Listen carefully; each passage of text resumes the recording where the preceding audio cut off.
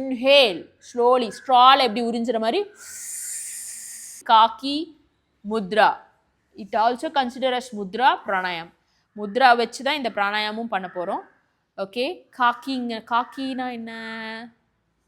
Grow. ஓகேங்களா, grow மாதிரி வாயை குவிச்சு ப்ரீத் இன் பண்ண போகிறோம். அதுக்கு முன்னாடி நம்ம முத்ரா பிளேஸ் பண்ணுறது எங்கன்னா நாசிக திருஷ்டி அப்படின்னு சொல்கிற முத்ராவை தான் நம்ம அடாப்ட் பண்ண போகிறோம். நாசிக்கனா மூக்கு, நாசி தமிழில் நாசினா மூக்கு, அதே தான் சன்ஸ்கிருட்லேயும். திருஷ்டினா என்ன? கவனிக்கிறது.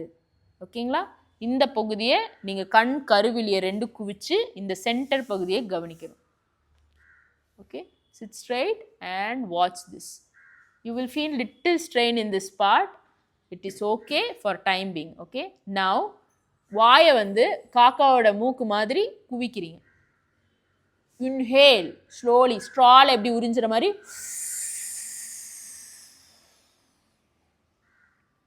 இன்ஹேல் பண்ணிக்கிறீங்க, கண்ணை மூடிக்கிறீங்க.